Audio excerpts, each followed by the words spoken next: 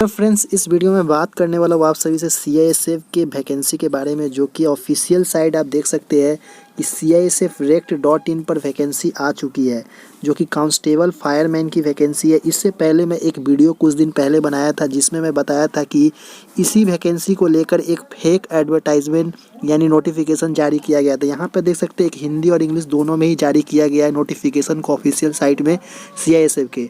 तो चलिए नोटिफिकेशन को डाउनलोड कर लेते हैं और आपको एक एक पॉइंट आपको समझा देता हूँ कितना कितना वैकेंसी को रखा गया है।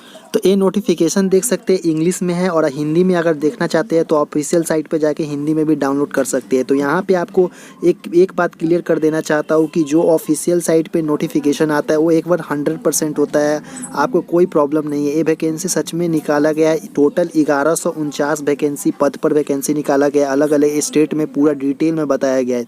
तो यहाँ पे देख सकते हैं requirement of constable fire male 2021 CISF male candidate के लिए कांस्टेबल फायर में यहाँ पे निकाला गया है, जो कि 12th पास पर ही आप अप्लाई कर सकते हैं। तो आगे मैं पूरा डिटेल में समझाने वाला हूँ। तो यहाँ पे देख सकते हैं इसमें डेट रखा गया है कि date of submission of online application 29/1/2022 से लेकर, यानी आज है 28 तारीख और कल है 29 तारीख। कल से आपका अप्लीकेशन ऑनलाइन एप्लीकेशन आप डाल सकते हैं, जो कि 4/3/2022 तक इसे डाल सकते हैं, यानी करीबन 1 महीना 2 दिन 3 दिन का टाइम दिया गया है। उसके बाद इसका क्लोजिंग डेट 4/3/2022, जो कि 5 बजे तक आप इसमें अप्लाई कर सकते हैं। करीबन 1 महीना का यहाँ पे आपका एप्लीकेशन फिल करने का डेट दिया गया है। और इससे पहले जो नोटिफिकेशन जारी किया गया था एक फेक नोटिफिकेशन था, जो कि किसी कैंडिडेट के द्वारा, उनको पता था कि वैकेंसी आने वाला है, उसी के हिसाब से उन्होंने कैंडिडेट को गुमराह करने के लिए और कुछ पैसा कमाने के लिए उन्होंने फेक एडवर्टाइजमेंट जारी किया। इसी टाइप से हुबहू कुछ चेंजेस आपको देखने को इसमें मिलेगा। तो उसमें क्या था कि 4 कि 5 दिन का ही टाइम एप्लीकेशन भरने के लिए दिया गया था, और फीस उसमें कुछ कैंडिडेट ने जमा कर दिया था, जिसका काफ़ी बाद में उन्होंने अफसोस किया कि हाँ मैंने भूल कर दिया। तो यहाँ पे आपको एकदम सही जानकारी है, सही नोटिफिकेशन है, और सही में वैकेंसी कांस्टेबल फायरमैन का निकाला गया है। तो यहाँ देख सकते हैं कि लास्ट डेट आपको पता चल गया, और एप्लीकेशन कब से डाउनलोड मतलब कब से आप भर सकते हैं। तो यहाँ पे male candidate Indian citizen male candidate इसमें अप्लाई करेंगे। इसमें पे आउट भी बताया गया कांस्टेबल फायरमैन में कि पे आउट यहाँ पे 21,769 है, 100 जो भी गवर्नमेंट रूल के हिसाब से है। उसके बाद नीचे की तरफ आएंगे तो बताया गया है पेंशन स्कीम के बारे में कि 2014 4 से पहले का जो भी ज्वाइनिंग उनको पेंशन दिया जाएगा, और इसमें पेंशन नहीं दिया जाएगा। इसका जो ज्वाइनिंग का प्रोसेस किस तरह रहेगा, इसमें क्वालिफाई किस तरह करना है, तो फर्स्ट में आपको पता होगा कि इसमें फिजिकल एफिशिएंसी टेस्ट, उसके बाद फिजिकल स्टैंडर्ड टेस्ट PST, तब जाके रिटन टेस्ट, तब जाके रिटन टेस्ट में OMR या कंप्यूटर बेस भी हो सकता है। उसके बाद डॉक्यूमेंट वेरिफिकेशन, तब जाके मेडिकल होगा। यानी फर्स्ट में आपका फिजिकली होने वाला, तब जाके आपका रिटन टेस्ट होगा। उसके बाद ऑनलाइन ये एप्लीकेशन जो भी भरेंगे ऑफिशियल साइट पे ही जाके आपको भरना है, जो कि ऑनलाइन मोड में सिर्फ भरना है। उसके बाद यहाँ पे काफ़ी कुछ दिया है जिसे आप लोग पढ़ सकते हैं। इसको वैकेंसी के बारे में बता देता हूँ। यहाँ पे नेशनल इंडियन सिटीजन ही भरेंगे। वैकेंसी का डिटेल्स यहाँ पे प्रोवाइड किया गया है। स्टेट वाइज वैकेंसी निकाला गया है। टोटल वैकेंसी की बात की जाए तो यहाँ पे देख सकते हैं कि 1149 वैकेंसी टोटल रखा गया है, जिसमें सभी स्टेटों में बताया गया कि कितना कितना वैकेंसी को डिवाइड किया गया है। तो यहाँ देख सकते हैं कि अंडमान एंड निकोबार के लिए वैकेंसी टोटल 0 रखा गया है, इसमें कोई वैकेंसी नहीं है। आंध्र प्रदेश के लिए टोटल 28 वैकेंसी है, जो कि इसमें 2-2 स्टेट के लिए रखा है, एक नक्सल डिस्ट्रिक्ट के लिए, एक इंटायर स्टेट के लिए। यानी नक्सल कौन कौन सा ना आपका स्टेट में कौन कौन सा डिस्ट्रिक्ट नक्सल पड़ता है, वो आप लोग को लिस्ट में नीचे की तरफ लिस्ट मिल जाएगा। और किस तरह ऑनलाइन अप्लाई करना है ये भी मैं इसमें बताने वाला हूँ। एक पूरा डिटेल में इस नोटिफिकेशन में समझाया गया है, तो आप लोग लास्ट तक बने रहेंगे इस वीडियो में। तो इंटायर स्टेट और नक्सल एरिया में यहाँ पे देख सकते हैं 51 पोस्ट है। यानी आंध्र प्रदेश में 28 पोस्ट है, जो कि इंटायर स्टेट के लिए, और नक्सल एरिया के लिए 51 पोस्ट रखा गया है। काफ़ी अच्छा पोस्ट यहाँ पे दिखने को मिल रहा है। उसके बाद है अरुणाचल प्रदेश की बात की जाए तो इसमें इंटायर स्टेट, इसमें कोई नक्सल स्टेट नहीं आता है। टोटल 9 वैकेंसी को रखा गया है।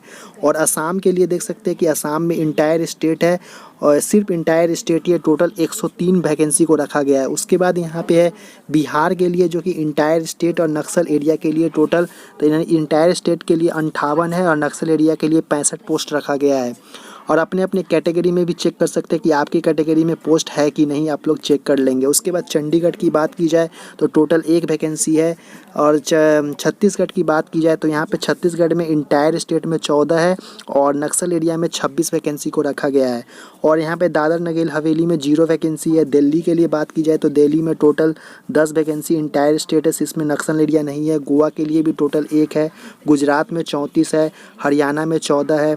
हिमाचल प्रदेश में 4 है। और जम्मू कश्मीर में टोटल यहाँ पे 41 है। और यहाँ पे झारखंड के लिए बात की जाए तो इसमें इंटायर स्टेट और नक्सल स्टेट दोनों, नक्सल एरिया दोनों ही देखने को मिलेगा, जिसमें 18 है इंटायर के लिए और नक्सल एरिया के लिए 69 रखा गया है पोस्ट। काफ़ी अच्छा पोस्ट यहाँ पे देखने को आपको मिल रहा है। उसके बाद कर्नाटक की बात की जाए तो इसमें इंटायर स्टेट 34 पोस्ट है और केरला में टोटल 19 पोस्ट रखा गया है। केरला में नक्सल डिस्ट्रिक्ट भी 21 पोस्ट रखा गया है। तो इसी तरह आपने अपना एरिया के वाइज देख सकते हैं, अपने स्टेट वाइज देख सकते हैं, इंटायर स्टेट नक्सल एरिया के हिसाब से आप देख सकते हैं। वेस्ट बंगाल की बात की जाए तो टोटल यहाँ पे देख सकते हैं कि इंटायर स्टेट में 51 है और नक्सल एरिया के लिए 3 पोस्ट रखा गया है। टोटल यहाँ पे बात की जाए तो 1149 पोस्ट यहाँ पे रखा गया है। उसके बाद नीचे की तरफ आएंगे तो इसमें एक सर्विसमैन के लिए 10% की वैकेंसी है। और यहाँ पे जो भी ऑफिशियल साइट आपको देखने को मिलेगा इस तरह का देखने को मिलेगा, www.cisfdirect.in, मतलब इस तरह का वेबसाइट होगा। इससे पहले जो नोटिफिकेशन कुछ दिन पहले निकाला गया था जिसमें मैं वीडियो बनाया था उसमें समझाया था, तो उसमें लिखा था www.rect.cisf, मतलब रेक्ट को पहले लिख दिया था और CISF को बाद में लिख दिया था, .in लिखा था। उसका डोमेन नेम अलग ही था, इसलिए काफ़ी फ्रॉड था। उसका नोटिफिकेशन भी अलग ही था। अगर वो वीडियो नहीं देखे तो वीडियो को लिंक, मैंने इस वीडियो के लिए डिस्क्रिप्शन में लिंक दे दूँगा जहाँ से आप चेकआउट कर सकते हैं। उसमें बताया, इसके बाद बताया गया कि as the vacancy have been state duty wise, मतलब आपके स्टेट वाइज वैकेंसी है और candidate are request to original domicile और permanent residence certificate of the state, मतलब जो भी स्टेट में आपका डोमिसाइल है, बिलोंग करते हैं, वहाँ का डोमिसाइल आपका होना चाहिए, उसी स्टेट से आपको अप्लीकेशन को भरना है। अदर स्टेट से आप अप्लाई नहीं कर सकते इसमें, क्योंकि डॉक्यूमेंट के टाइम में आपको डॉक्यूमेंट वेरिफिकेशन होगा। अगर कुछ भी प्रॉब्लम हुआ तो आपको कैंसिल कर दिया जाएगा, भर्ती से आउट कर दिया जाएगा। उसके बाद यहाँ पे SC/ST रिजर्वेशन के बारे में बताया। ST/SC OBC EWS और एक सर्विसमैन का रिजर्वेशन कैटेगरी में आपको रखा जाएगा। अब बात की जाए कि एजुकेशनल क्वालिफिकेशन क्राइटेरिया क्या है, तो एजुकेशनल क्वालिफिकेशन इसमें साफ साफ लिखा गया है कि आप 12th पास होना चाहिए, 12 फर्स्ट क्लास और equivalent qualification from recognise board with science subject, मतलब साइंस सब्जेक्ट आपका 12th में होना चाहिए, तभी जाके इसमें आप अप्लाई कर सकते हैं। उसमें इसके बाद है एज लिमिट की बात की जाए तो 18 से 23 साल जनरल कैंडिडेट के लिए है। अगर आप OBC से आते हैं तो 18 से 26 साल तक के कैंडिडेट अप्लाई कर सकते हैं। अगर SC/ST है तो 18 से लेकर यहाँ पे 5 साल इसमें ऐड कर देंगे तो 18 से 28 साल के कैंडिडेट इसमें अप्लाई कर सकते हैं। और इसमें कब तक डेट कटअप होगा, 4/3/2022, मतलब जो क्लोजिंग डेट है उसी डेट तक आपका 18 साल पूरा होना चाहिए, उससे पहले आपका 23 साल ही होना चाहिए। और यहाँ पे बॉर्न बिटवीन यहाँ पे बताया गया है कि 5/3/1999 के बाद आपका डेट ऑफ बर्थ इतना या इससे बाद और इससे पहले होना चाहिए 4/3/2004 से पहले का, तब जाके अप्लाई कर सकते हैं। रिजर्वेशन के जो SC/ST के बताया 5 साल छूट है और OBC का लिए 3 साल और एक सर्विसमैन के लिए 3 साल का है जो कि मेरे। उसके बाद नीचे की तरफ आएंगे तो फिजिकल स्टैंडर्ड की बात की जाइए, तो फिजिकल स्टैंडर्ड में देख सकते हैं कि physical standard for the post are under height 170 centimetre इसमें चाहिए और चेस्ट 85 नॉर्मल और फुला के 5 सेंटीमीटर यानी 85 तक, मिनिमम 5 सेंटीमीटर का एक्सपेंसन आपको देना पड़ेगा, 5 सेंटीमीटर का। उसके बाद यहाँ पे रिलैक्सेशन फॉर हिल्स एरिया, जो हिल्स एरिया से बिलोंग करते हैं उनका हाइट 165 सेंटीमीटर रहेगा और चेस्ट 78 से 83 सेंटीमीटर, मिनिमम 5 सेंटीमीटर का एक्सपेंसन आपको देना पड़ेगा। उसके बाद नीचे की तरफ आएंगे तो कैंडिडेट बिलोंग टू ट्रिब्यूट और एडवायर इंक्लूडिंग मिजोज नागास जो होते हैं उनके लिए 162.5 सेंटीमीटर रहने वाला है।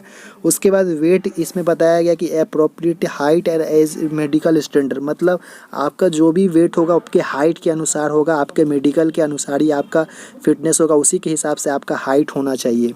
मेडिकल स्टैंडर्ड यहाँ पे बता दिया, आप लोग पढ़ लेंगे। मेडिकल स्टैंडर्ड टैटू वगैरह के बारे में बताया, लोकेशन साइज़ सभी कुछ के बारे में यहाँ पे डिस्कस किया गया, जो कि आप लोग चेकआउट कर सकते हैं इस नोटिफिकेशन को डाउनलोड करके अपने ऑफिशियल साइट से, जो कि CISF का ऑफिशियल साइट है। उसके बाद नीचे की तरफ आएंगे तो कुछ डोमिसाइल सर्टिफिकेट के बारे में बताया कि प्रोसेस ऑफ जो भी होगा candidate will be consider requirement their respected state produce valid domicile और परमानेंट रेसिडेंट सर्टिफिकेट आपके पास होना चाहिए, क्योंकि डॉक्यूमेंट वेरिफिकेशन के टाइम आपको ये चेकआउट किया जाएगा, बार बार यहाँ पे बताया जा रहा है। उसके बाद नीचे की तरफ आएंगे तो काफ़ी कुछ दिया है कि हाउ टू अप्लाई। अब अप्लाई आपको किस तरह करना है, कल से यानी 29 तारीख से आपको अप्लाई करना है। तो हाउ टू अप्लाई में कैसे आपको करना है, तो यहाँ पे हाउ टू अप्लाई में इस वेबसाइट पे जाना है www.rect.in पर। अगर नहीं पता है तो आपको अप्लाई करके मैं बता दूंगा, कल एक वीडियो डालूंगा अगर चाहते हैं तो। उसके बाद आपको इसमें अपलोडिंग ऑफ फोटोग्राफ, इसमें फ़ोटोग्राफ का साइज़ बताया गया कि not more than 3 month from the date of publication of this notification. मतलब इस नोटिफिकेशन से 3 मंथ पहले का ही फ़ोटो चलेगा, इसके बाद वाला फ़ोटो नहीं चलेगा। मतलब 3 महीना से पुराना फ़ोटो आपके पास नहीं होना चाहिए। और इसका जो साइज़ बताया कि 20 KB से लेकर 50 KB के बीच का फ़ोटो रहने से इसमें अपलोड हो जाएगा। उसके बाद बताया गया कि the date on which the photograph has been taken must clearly print on the photograph. मतलब बताया कि date on which the photograph has been taken must be clearly print on the photograph. मतलब आपका फोटोग्राफ के ऊपर date print होना चाहिए clearly, 3 महीना पहले का नहीं, 3 महीना के पहले बीच का ही। नॉट मोर देन 3 मंथ, मतलब जो भी एडवर्टाइजमेंट निकला है इससे 3 महीना पहले के अंदर का, यानी 3 महीने के अंदर का ही आपका फ़ोटो का होना चाहिए। और फोटो के नीचे आपका डेट क्लियर मेंशन होना चाहिए, तभी जाके आप इसमें अप्लाई कर सकते हैं। Application without the date print on the photograph will be rejected. अगर आप बिना डेट का फ़ोटो अपलोड कर देते तो आपका एप्लीकेशन रिजेक्ट कर दिया जाएगा। Application with blur photograph will also be rejected. आपका फ़ोटो अगर सही से नहीं दिख रहा है, ब्लर है, तो आपको रिजेक्ट कर दिया जाएगा। उसके बाद यहाँ पे पता है कि अपलोडिंग ऑफ सिग्नेचर में 10 से लेकर 20 KB के बीच में होना चाहिए। और application with illegal signature will be rejected. आपका सिग्नेचर एकदम सही और एकदम 100% सही होना चाहिए। उसके बाद आपका अपलोडिंग ऑफ डॉक्यूमेंट इसमें क्या क्या अपलोड करना है, तो candidate is required to upload the scan copy of relevant document in PDF format में आपको अपलोड करना है, जो भी डॉक्यूमेंट मांगे। जैसे यहाँ पे बताया गया कि his age educational certificate, qualification, matriculation का सर्टिफिकेट अपलोड करना है, सीनियर सेकेंडरी का सर्टिफिकेट, आपको जो भी क्वालिफिकेशन का अपलोड करना होगा उसमें बता दिया जाएगा। उसके बाद इसमें आपका फॉर्म 4 तारीख से पहले ही डालना है, क्योंकि बाद में आपका प्रॉब्लम हो जाता है। उसके बाद बताया कि candidate advice to their own interest to submit online application must before closing date and not be wait till last date का वेट नहीं करना है, उससे पहले आपको इसमें भर देना है। उसके बाद यहाँ पे कुछ बताया कि इसमें एप्लीकेशन फ़ीस कितना लगे, तो एप्लीकेशन फ़ीस की बात की जाए तो इसमें टोटल 100 रुपये लगने वाला है, 100 रुपीज़। और SC ST जो भी कैंडिडेट एक सर्विसमैन है उनको कोई पेमेंट देने की आवश्यकता नहीं है। उसके बाद यहाँ पे बताया कि फिर किस तरह आप इसमें पेमेंट कर सकते हैं, तो debit card, credit card, SBI चालान और UPI के माध्यम से इसमें आप डाल सकते हैं। उसके बाद यहाँ पे बताया कि पेमेंट कब तक होगा। पेमेंट का जो लास्ट डेट बताया गया कि बैंक से अगर करते हैं तो 7/3/2022 तक आप इसमें डाल सकते हैं। चालान के माध्यम से इस डेट से पहले ही आपको डालना होगा, 4/3/2022 से पहले ही। उसके बाद यहाँ पे बताया गया कि fee once paid will not be refund. मतलब एक बार अगर पेमेंट कर देते तो आपका फ़ीस रिफ़ंड नहीं किया जाएगा।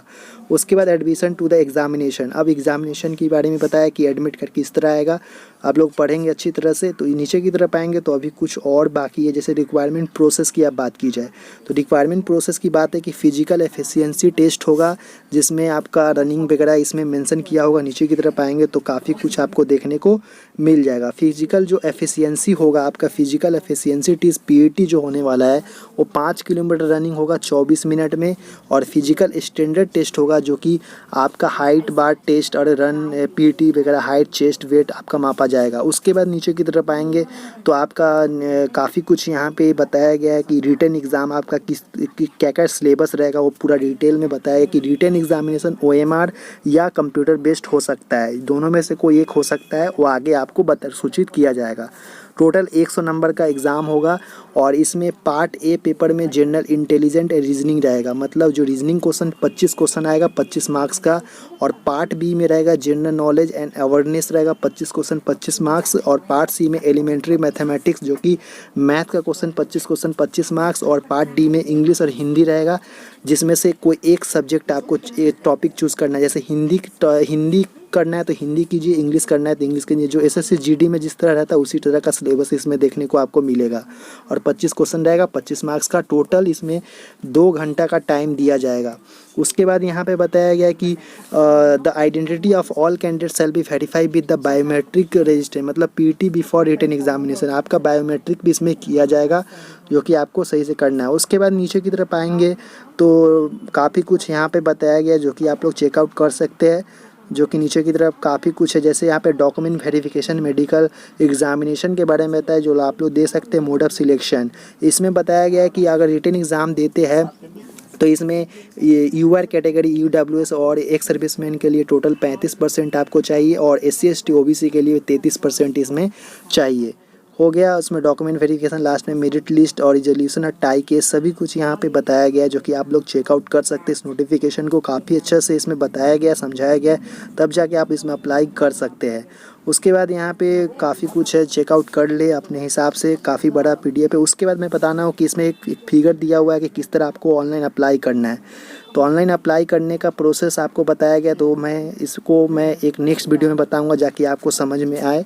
चलिए नेक्स्ट वीडियो में मिलते हैं। धन्यवाद देखने के लिए।